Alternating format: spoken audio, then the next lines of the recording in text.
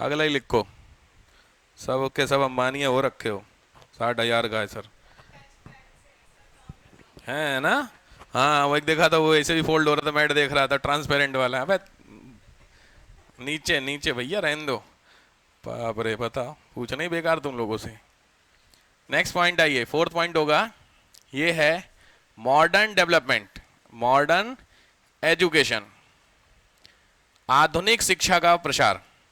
Modern education, आधुनिक शिक्षा, आप समझ गए होंगे।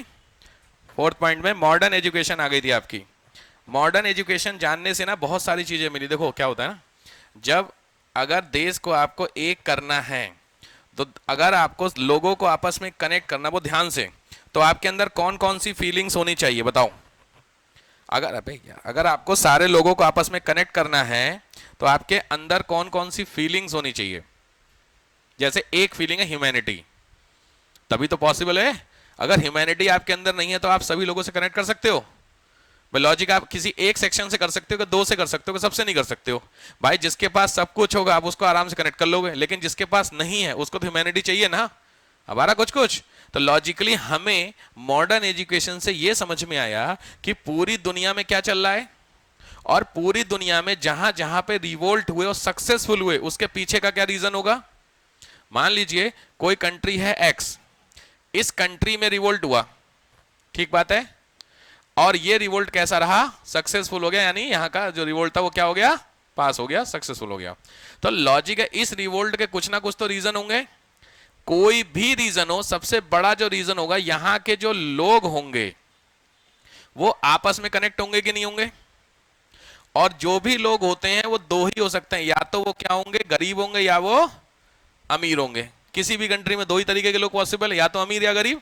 ऐसा तो नहीं सारे गरीब हो या सारे अमीर हो, पॉसिबल नहीं है। हमेशा प्लस माइनस हो सकता, प्लस माइनस का मतलब है 70-30, 30-70 ऐसे हो सकते हैं, लेकिन पॉसिबिलिटी है, आप समझो। तो लॉजिक है इनकी समस्या, और इनकी समस्या जिन लोगों ने समझी उसी के बाद तो पास हुआ होगा। कुछ को समझ रहे हो, इसका सीधा मतलब है इनकी समस्या को समझने के लिए कुछ फीलिंग आपको चाहिए, और इनकी समस्या को समझने के लिए कोई फीलिंग चाहिए। जैसे मैंने एग्जांपल दिया ह्यूमैनिटी। अब ह्यूमैनिटी अगर आपके अंदर है तो आप इन दोनों में से जल्दी किससे कनेक्ट कर पाएंगे, बोलिए। डिप्रेस क्लास, लॉजिक है। अब आया समझ में, अमीरों को ह्यूमैनिटी की उतनी ज्यादा आवश्यकता है। अमीरों को समझने के लिए क्या आपके अंदर क्या होना चाहिए, अमीरों की अगर कोई समस्या है उसको आपको समझना है, तो आप क्या समझ, मतलब क्या फीलिंग हो आपके अंदर, दौड़ाओ दिमाग। कुछ को समझ रहे हो, जैसे मैंने इमोशन बताया कौन सा, ह्यूमैनिटी। ह्यूमैनिटी से आप गरीब से कनेक्ट कर गए, ठीक बात, तो अमीरों से कनेक्ट करना है, तो आपके अंदर क्या होना चाहिए, पैसा। फीलिंग नहीं है ना, सही बात है, पैसा होना चाहिए, बड़ो फीलिंग नहीं, फील बताइए क्या होना चाहिए, इक्वालिटी। और कुछ क्या, कॉन्फिडेंस। अच्छा, कॉन्फिडेंस समझा नहीं मैं, कैसा कॉन्फिडेंस, अमीरों से बात करने के लिए कॉन्फिडेंस चाहिए। अरे हम थोड़ी गरीब हैं, हम तो खाली कनेक्ट कर रहे हैं उनसे। हमें अच्छा उस सेंस में अगर आप कहते हैं कॉन्फिडेंस ना, ठीक है चलो, बट वो उसमें नहीं आया। उसने क्या होगा, आपके पास इंफॉर्मेशन ऑफ मॉडर्न लैंग्वेज होनी चाहिए। गरीब आदमी लोकल में समझेगा, अमीर आदमी इंग्लिश में समझेगा। तो इंग्लिश में समझने के लिए आपको इंग्लिश आनी चाहिए ना। इंग्लिश कब आएगी, जब आपके पास मॉडर्न एजुकेशन आएगी। कुछ को समझ में आ रहा है तो लिखो इसके अंदर, इसमें मॉडर्न एजुकेशन लिखो। It provides, it provided, it provided Indians, it provided Indians, यार रुको रुको, it helps Indian, it helps Indian in many ways, इसने भारतीयों की कई तरीके से मदद की, इसने भारतीयों की कई तरीके से मदद की। To develop some emotions, to develop some emotions, कुछ भावनाओं को विकसित करने के लिए, कुछ भावनाओं को विकसित करने के लिए। कौन कौन सी भावनाएं थी, नंबर एक आत्मनिर्णय, सेल्फ डिसीजन, सेल्फ डिसीजन, समझ गए। आप निर्णय लेने को बताइए, बताइए अगर आपको सोचो आपको डिसीजन लेना है, और डिसीजन सही या गलत है, इसको जस्टिफाई आप कैसे कर पाओगे, थोड़ा डिबेट वाला है टॉपिक भी। बोलो, डिसीजन लेना है और डिसीजन तुम्हारा सही है या गलत, कौन डिसाइड करेगा, और तुम्हारे घर में कोई है नहीं बताने वाला, अब बताओ। तुम अकेले खुद तुमको डिसीजन लिया और तुमको पता करना है डिसीजन सही है या गलत, तो क्या करोगे? एनालाइज करेंगे। कहां से एनालाइज करोगे? सही पहुंच रहे हो, मान लो एनालाइज करेंगे, ठीक बात। कैसे एनालाइज करोगे? प्रोस एंड कॉन्स देखेंगे। कहां से? कोई सोर्स होगा आपके पास? भाई आपने सोचोगे, देखो एग्जांपल समझो, अगर आपने कोई डिसीजन लिया और तुमको समझना है सही है कि गलत, तो मैं सर्च करूंगा गूगल, या मैं कोई बुक्स उठाऊंगा उस टाइप की जिसमें इस तरीके की चीजें दी हो, तो एक ओवरव्यू में लगा कि 100 में से 90 लोगों ने ऐसा डिसीजन लिया है, तो मेरा डिसीजन सही है। लेकिन 100 में से 10 लोगों ने डिसीजन ऐसा लिया है, तो कहीं ना कहीं मेरा डिसीजन गलत हुआ कि नहीं हुआ? तो ये कब हुआ? जब आप उस चीज को पढ़ पाए। किस चीज को? जो चीज उस लैंग्वेज में लिखी थी जो इनिशियली मेरे पास नहीं थी। ठीक है, तो जो सीधी बात बताओ, एक पढ़ा लिखा बंदा और एक कम पढ़ा लिखा बंदा, नहीं पढ़ा लिखा बंदा, दोनों में डिसीजन लेने की अथॉरिटी ज्यादा किसके पास होगी? क्विक डिसीजन पढ़ा लिखा होगा, क्योंकि उसके पास सोर्सेज हैं कि नहीं अवेलेबल, कि उसने भाई 4 किताबें पढ़ रखी, 4 किताबों में बोला ऐसा ऐसा हो तो ऐसा ऐसा होगा। मैंने नहीं पढ़ रखा, तो मेरे पास तो मेरा अपना दिमाग है ना खाली, तो फर्क हो सकता है कि नहीं डिसीजन का? वो होता है सेल्फ डिसीजन, आत्मनिर्णय। दूसरा पॉइंट है फ्रीडम। फ्रीडम स्वतंत्रता की भावना है। थर्ड है समानता, इक्वालिटी, कॉमन चीजें हैं, इक्वालिटी, समझ गए? नेक्स्ट मानवतावाद, ह्यूमैनिटी, मानवतावाद, ह्यूमैनिटी। नेक्स्ट नेशनलिज्म, राष्ट्रवाद, वो तो ऑलरेडी है ही, नेशनलिज्म। नेक्स्ट फ्रेटर्निटी, भाईचारा।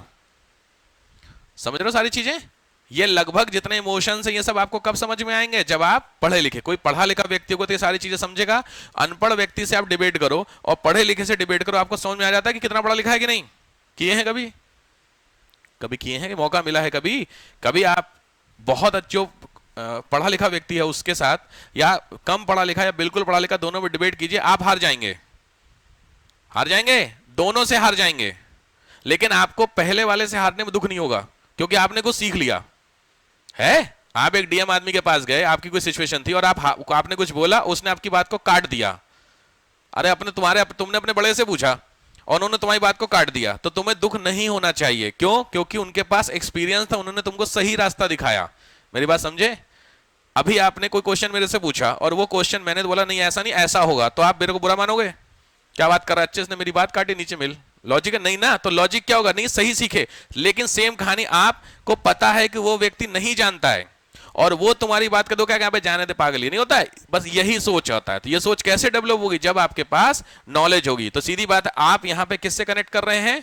मेरे से कर रहे हैं या किसी और से कनेक्ट कर रहे हैं? पढ़े लिखे बंदे से। सेम कहानी होगी। तो सीधी बात है, क्या पढ़ रहे हैं? Modern education. तो मॉडर्न एजुकेशन के टच में जब आप आओगे, इंग्लिश और ये सारे लिटरेचर, तो आपकी जो डिसीजन की अथॉरिटी होगी वो क्या हो जाएगी?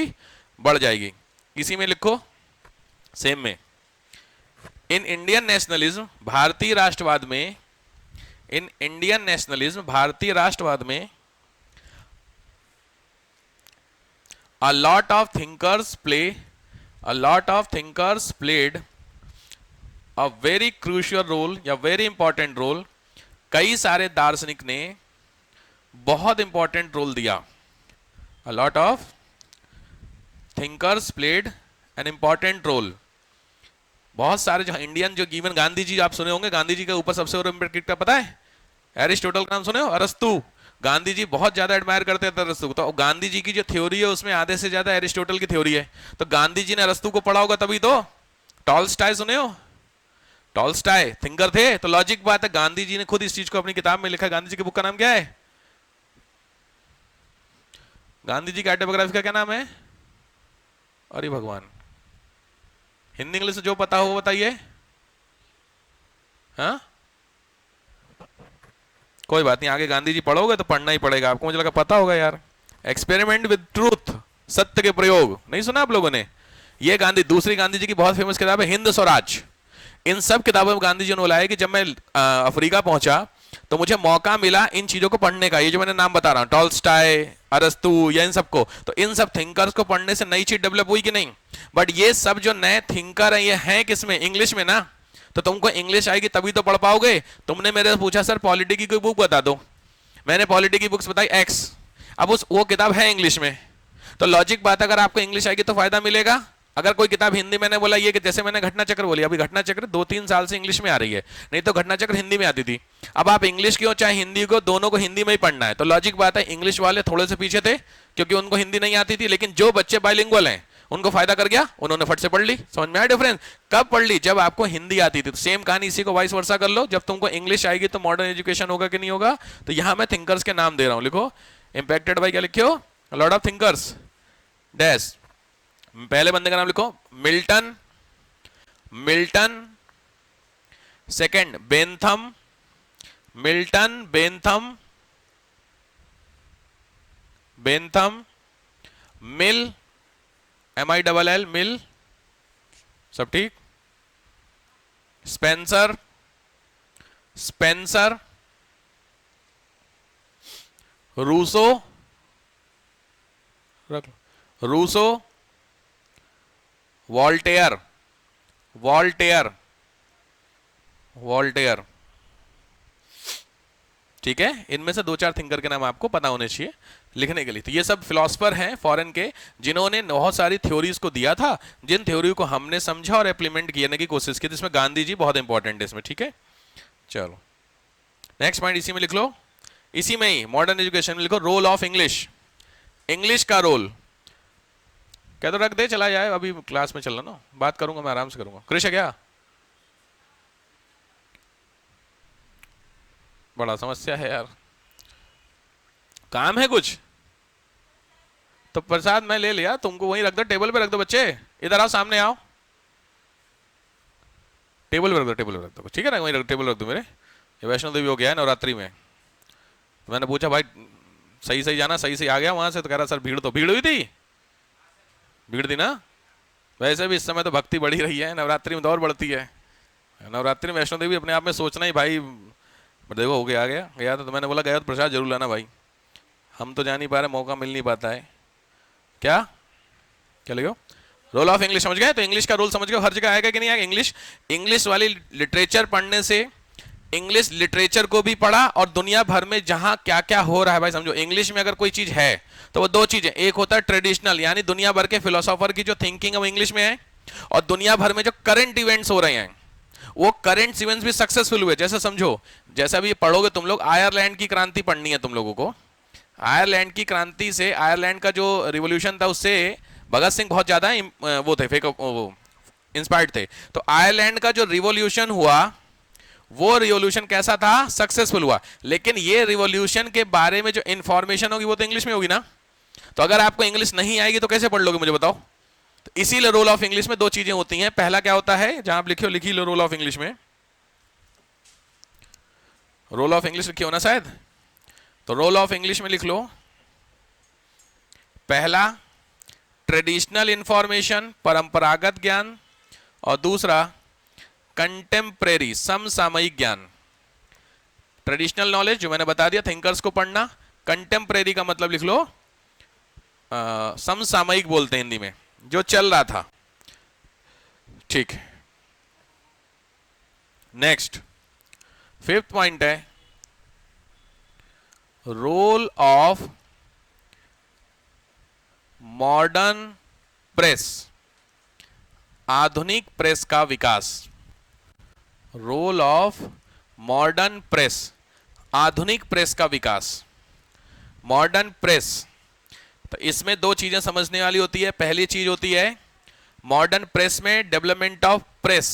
देखो मॉडर्न प्रेस में आपको जो समझना है वो पहला है प्रेस का डेवलपमेंट, और दूसरा होता है प्रेस से जो आउटपुट हो रहा है उसका विकास। दोनों में डिफरेंस समझ रहे हो भाई। अंग्रेज जब आए उसी के साथ इंडिया में प्रेस भी तो पहुंची थी, पुर्तगाल वाली लेके आए थे ना, तो पुर्तगीज का देखा देखी तो अंग्रेज पहुंचे थे, तो लगभग सेम ही बात हो रही है। आप एक चीज बताइए, जो पढ़ रहे हैं डेवलपमेंट ऑफ इंडियन नेशनलिज्म, इसमें स्पेशली कहीं ब्रिटिशर्स के अंग्रेज की फाइट तो नहीं पढ़ रहे हैं। दुनिया भर के जितने लोगों ने हमें कॉलोनी बनाया उनको हटाने के लिए हमारे अंदर जो फीलिंग आई वो नेशनलिज्म है। तो हम लोग कभी ना कभी गुलाम रहे मैक्सिमम टाइम में ब्रिटिशर्स के। बट इंडिया में कौन आया था? पुर्तगीज, डच, ये लोग भी आए, तो टिके नहीं, वो अलग बात, आए तो थे। तो लॉजिक बात, अगर ये लोग कुछ लेकर के आएंगे और उसका फायदा नेशनलिज्म होगा तो पॉइंट आएगा कि नहीं इसमें? वो अब आ रहा दिमाग में कनेक्ट? तो सीधी बात है, पुर्तगीज लेकर के क्या है, प्रेस। तो पहला तो हुआ कि हमारे पास क्या पहुंच गई भैया, प्रेस। दूसरी, जब प्रेस पहुंची तो उससे क्या निकला, आउटपुट।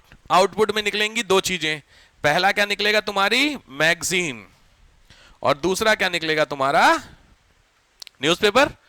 समझते चल रहे हो? तो ये दो चीजें तो लिख लो, पहला चीज प्रेस, दूसरा आउटपुट का मतलब रिजल्ट, प्रोडक्ट। प्रोडक्ट में पहला क्या होगा, बुक्स, किताबें, बहुत सारी जो इंग्लिश में छपी होंगी, बुक्स। दूसरा न्यूज़पेपर, तो एटलीस्ट एक एक किताबों, एक एक न्यूज़पेपर का नाम आपको पता होना चाहिए। कोई भी किताब बताइए जो प्रिंट हुई होगी, कोई एक किताब हिस्ट्री में जिसका नाम आपने सुना है, पढ़ा हो या सुने हो। मैंने ही बताया था आपको, कोई बात नहीं। अगर एक किताब आपको पूछे सबसे फेमस हिस्ट्री की किताब, तो नाम दीजिए आनंद मठ का, क्योंकि अडॉप्टेड हमने वहां से उठाया ना, तो लिख लीजिए बुक में आनंद मठ। भाई ये हाल है। अबे आनंद मठ किसने लिखी? तुम लोग ट्रू नेशनलिज्म के फॉलोअर हो, पैट्रियटिज्म की तो बात ही छोड़ो। अभी देखो समझ में आ रहा कि नहीं आ रहा? पैट्रियटिज्म तो भरा होता, फट से निकलता बंक किंग चटर्जी, क्योंकि यहाँ इंडिया की बात हो रही है, ठीक है। हमें ना कोई दिक्कत, थोड़ा चल रहा है, थोड़ा ठीक है। लिख लीजिए आनंद मठ। और बुक्स, न्यूज़पेपर में कोई सा भी लिख लो, दो तीन न्यूज़पेपर के फेमस नाम। कौन से? बंगाल गजट के अलावा इंडियन का बताओ। बंगाल गजट तो फॉरेन का था। उदंड मारतंड, बिल्कुल सही रहा, खतरनाक है, लिख लो। सुना है आपने? उत्तंड मारतंड, ये फर्स्ट इंडियन न्यूज़पेपर है, प्रीलिम्स का फैक्ट है ये। उत्तंड, UTDAND, उत्तंड मारतंड, MARTAND, उत्तंड मारतंड, ये इंडिया का फर्स्ट न्यूज़पेपर है बाय इंडियन, प्रीलिम्स का है, ठीक है। बढ़िया। इसके अलावा बहुत सारे न्यूज़पेपर हैं, सबसे फेमस नाम लिख लो, अमृत बाजार पत्रिका। अमृत बाजार पत्रिका, खैर मिलेंगे, संध्या, युगांतर, बहुत सारी मैगजीन मिलेंगी, आगे मिलोगे, पढ़ोगे क्या। चलो, ये हुआ रोल ऑफ मॉडर्न प्रेस, आधुनिक समाचार पत्र या मॉडर्न प्रेस। नेक्स्ट है 6 point, emergence of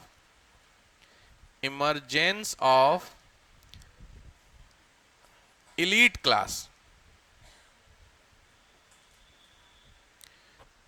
emergence of elite class का मतलब है बुद्धिजीवियों का उदय। बुद्धिजीवियों का उदय, सिंपली भाषा में समझो तो आप इसको मिडिल क्लास बोल सकते हो। इसका मतलब मिडिल क्लास बुद्धिजीवी होते हैं। बुद्धिजीवी समझते हो? पढ़े लिखे लोग, काबिल लोग, वो बुद्धिजीवी होते हैं, ऐसा माना जाता है। कंफर्मेशन कुछ नहीं है, माना। लॉजिक बात अगर कंफर्म करना भी है तो एक पढ़ा लिखा है बंदा है और एक कम पढ़ा लिखा बंदा है, और आपको सेलेक्ट करना है किसी एक को, तो ऑटोमेटिकली किसी एक को सिलेक्ट करोगे, समझ के किसको करोगे, बस वही फर्क है, ठीक है। तो एलीट क्लास समझ रहे कौन है? ये वो लोग हैं जिन्होंने अपनी पढ़ाई इंग्लिश में कर रखी है। समझो, ब्रिटिशर्स पॉलिसी के अगेंस्ट में अगर आपको कोई क्या चलाना है, मूवमेंट चलाना है, आजादी की लड़ाई लड़नी है, तो उस लड़ाई को तुमको जनता तक पहुंचाना पड़ेगा। और जनता तुम्हारी, मान लीजिए 80% है, वो इलिटरेट है, पढ़ी लिखी नहीं है, तो तुमको जनता तक अपनी बात पहुंचानी है, तो लॉजिकली कैसे पहुंचाओगे? तुमको वो वाली बात है, मैंने बताया था, दुनिया भर, मान लीजिए कोई एक्स देश है, एक्स कंट्री में कोई आंदोलन हुआ और वो आंदोलन सक्सेसफुल हुआ, तो इस आंदोलन से कुछ सीखा होगा एक्स कंट्री, उसने अपने यहाँ की किताबों में बहुत अच्छे से इस चीज को समराइज करके बता दिया, साहब ऐसा ऐसा हुआ इसलिए हम आजाद हो गए। लॉजिक बात है, ये किताबों की बात को इन तक पहुंचाना है, तो इसमें से 80% लोग ऐसे हैं जो पढ़े लिखे नहीं हैं, तो लॉजिक है बचे कौन? 20% जो पढ़े लिखे होंगे। वो पढ़े लिखे वो होंगे, याद है मैंने बताया था, जो इंग्लिश आया था, इंट्रोड्यूस हुआ था, कौन लेके आए थे? इंग्लिश मीडियम कौन लेके आया था इंडिया में? पूछने की नहीं हो रही सर, कैनिंग लेके आए थे। वाह, बताया था ना, तो उसने बोला था ओरिएंटलिस्ट, एंग्लिसिस्ट हैं, मांगले, विलियम बेंटिक। मीडियम कौन ले? विलियम बेंटिक का टाइम था, वायसराय वही था, लेकिन बंदे का नाम बताइए जो इंग्लिश मीडियम जिसने इंट्रोड्यूस किया। बेंटिक का सही है नाम, बट बेंटिक उस समय का गवर्नर जनरल था। मेन बंदा बताओ जिसने माहौल बनाया था। कर्जन, अब बताओ दो चार नाम, कोई तो आएगा ही। अरे लॉर्ड मैकाले, नाम याद आ रहा था कुछ? मैंने बता, हिस्ट्री में दो ही तो लोग बदनाम है, एक मैकाले, दूसरे कर्जन। तो भी सीधी बात है, मैकाले था ना, मैकाले जब था वो उसके विधि सदस्य था ना, लॉ मेंबर था, किसकी कमेटी का? बेंटिक की। तो अगर आपसे पूछे गवर्नर जनरल के समय तो नाम आएगा बेंटिक, लेकिन इंडिया में ये कॉन्सेप्ट किसने बेंटिक के दिमाग में डाला? पूछा था बेंटिक ने कमेटी बनाई थी कि आप इंग्लिश में पढ़ो या हिंदी में पढ़ो, कुछ याद आ रहा लेक्चर? तो उन्होंने बोला था हाँ इंग्लिश में करेंगे। तो कमेटी का कोई तो चेयरमैन होगा जिसने बेंटिक को सुझाव दिया था कि आप इंग्लिश में करो। तो वो चेयरमैन कौन था? मैकाले। समझ में आया? तो मैकाले का नाम। तो लॉजिक बात है, आप समझो, अगर 80% पब्लिक को पढ़ाना है तो लॉजिक है ये जो 20% है इनका रोल सबसे इंपॉर्टेंट हो गया। यही वो 20% है जो किसमें एजुकेटेड हो रखे हैं? इंग्लिश में। इन्हीं 20% को मिडिल क्लास बोला गया। अब आया समझ में? तो यहां पे इनके मैं रोल की बात कर रहा हूं, रोल ऑफ एलिट क्लास। तो डैश करके लिखना चाहिए मिडिल क्लास, डैश करके लिखो those persons who were educated in the English medium. ऐसे व्यक्ति जो इंग्लिश में पढ़े लिखे हैं, ऐसे व्यक्ति जो इंग्लिश में पढ़े लिखे हैं उनकी बात हो रही है, educated in the English medium. उनका काफी इंपॉर्टेंट रोल रहा। नेक्स्ट में रोल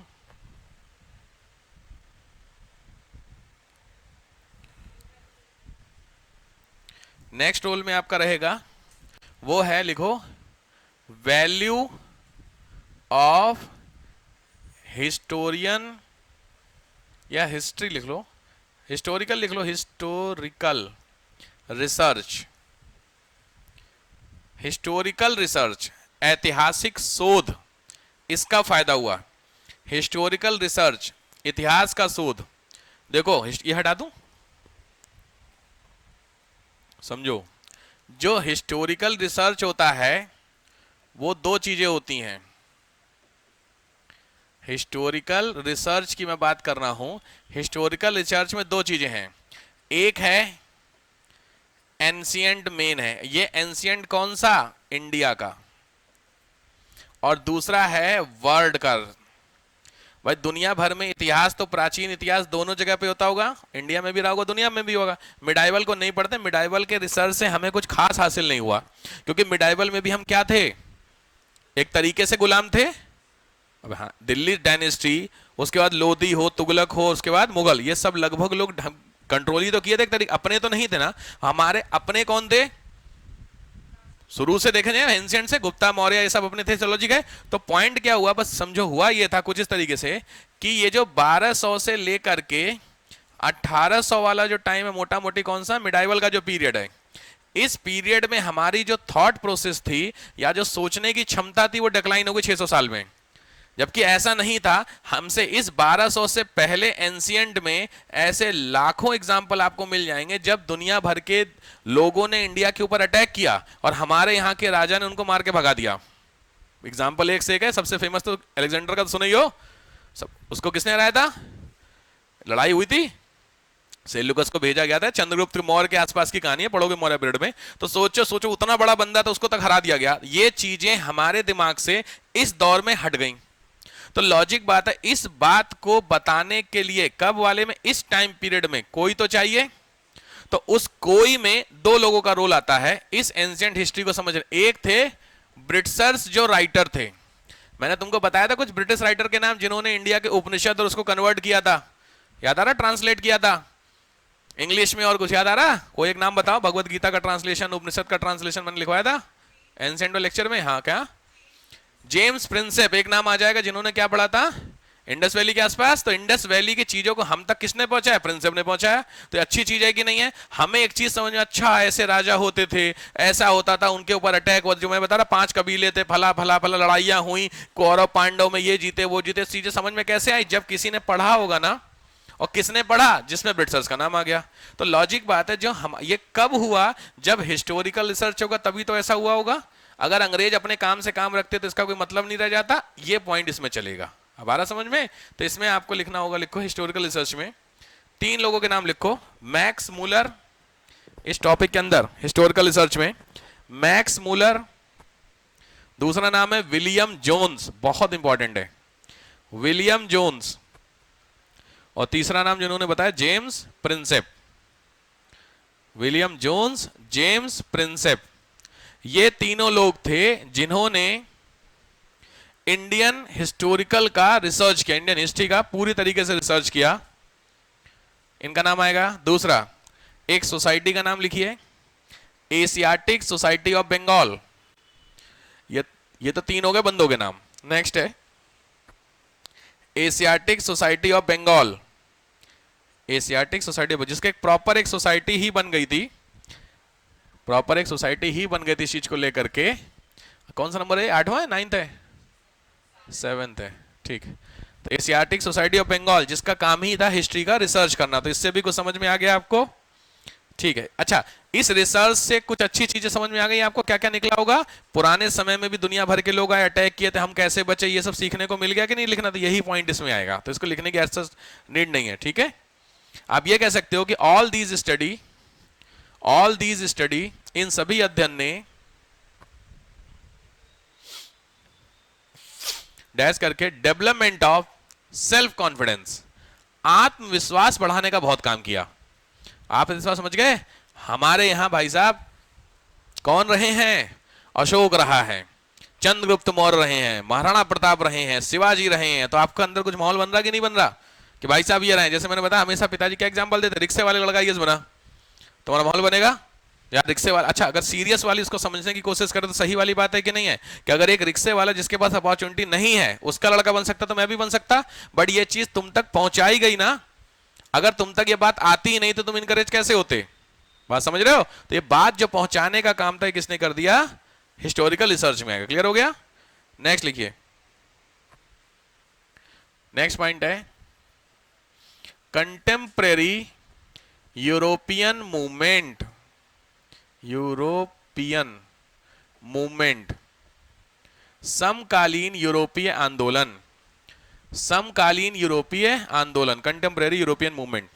सिंपली भाषा में इसको कहने का मतलब हुआ, जैसे इंडिया में आजादी की लड़ाई हो रही थी ना, इंडिया में उस समय जो कहानी थी लगभग समझो 1800 टू 1947 का लगभग बीच की बात चल रही है ना, इस दौर में 70% ऑफ द वर्ल्ड ये ब्रिटिशर्स का गुलाम था, समझ गए।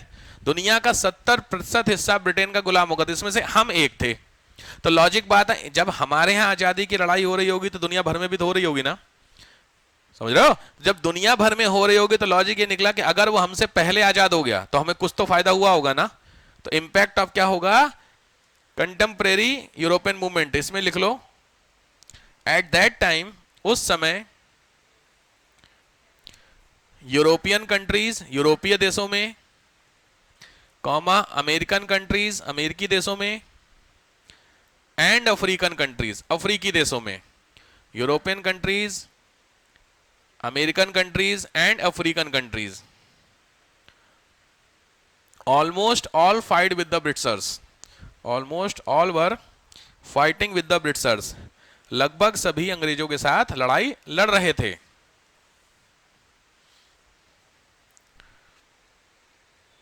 अब ऑब्वियस हम भी लड़ाई लड़ रहे थे, सही बात है, लेकिन अब इसमें ठीक है, लड़ तो तुम भी रहे हम भी रहे, तो फर्क क्या है, फर्क ये है कुछ एक जगहों पे लड़ाई सक्सेसफुल हो गई। बात समझ में आ रही कि भाई लड़ाई अगर 10 लोग लड़ रहे थे, उसमें 10 लोग एक कॉमन दुश्मन से लड़ रहे हैं, उस 10 में से 2 बंदे युद्ध जीत गए, तो जो बाकी 8 लोग हैं उनको सीखने को मिला कि नहीं मिला, समझ गए। तो वो 8 लोगों ने उन 2 सीखा, तो लिखो इसमें जो जीते हैं, इसमें दूसरा point, in this fight 3 countries, 3 country, 3 देशों के नाम आएंगे। फर्स्ट इज, पहला कंट्री है यूनान, ग्रीस, फर्स्ट कंट्री का नाम लिखो ग्रीस, यूनान हिंदी में। दूसरा है इटली, इटली, और तीसरा आयरलैंड। ग्रीस, इटली और आयरलैंड, इन तीनों ने ब्रिटिशर्स को हरा दिया। All these defeated Britain. तो समझ में आ गया, अगर हरा दिया गया होगा तो लॉजिकली तो आप क्या समझ गए, अगर इनको हरा दिया इसका मतलब इनसे कुछ सीखने को मिला कि नहीं मिला, ये वो पॉइंट है जो आप अभी लिख रहे हैं, ठीक। बहुत सारे इंडियन थिंकर थे, उन्होंने बहुत बार लिखा भी था चीज को लेकर के, कि जो खास करके मैंने अभी बताया ना भगत सिंह का नाम, आयरलैंड वाले से, उन्होंने बहुत कुछ सीखा था कि ऐसा कर सकते थे। इवन जो इंडियन रिवोल्यूशनरी लोग थे ना इंडिया के, अरे वो भगत सिंह, चंद्रशेखर आजाद, ये सब जो उस समय का दौर था, काकोरी केस सुने हो ना तुम लोग, पढ़ोगे, उस केस का जो थ्योरी थी ना वो आयरिश आर्मी से उठाई गई है, पूरी आयरिश आर्मी का कॉन्सेप्ट है, पढ़ोगे। नेक्स्ट आओ, थर्ड जो भी नंबर है, 9 पॉइंट लिखो,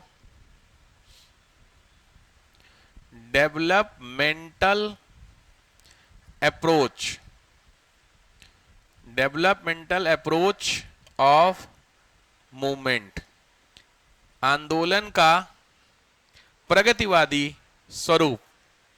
प्रगतिवादी स्वरूप मतलब जो हमारा आंदोलन रहा वो रेडिकल नहीं रहा। लिखो developmental approach of Indian movement, मतलब भारत के जो जितने भी आंदोलन थे वो डेवलपमेंटल का, समझ गए? इसके अंदर सीधा मतलब मैं कह रहा हूं इन सभी मूवमेंट्स में कोई भी गलत चीज थी तो बताइए। इन सभी मूवमेंट्स में एक कॉमन चीज थी, ये सभी गलत चीज के अगेंस्ट में थे। अरे यार समझ रहे हो डिफरेंस? एक आंदोलन होता है जिस आंदोलन में झगड़ा होता है, मतलब जैसे समझो, एक मिनट,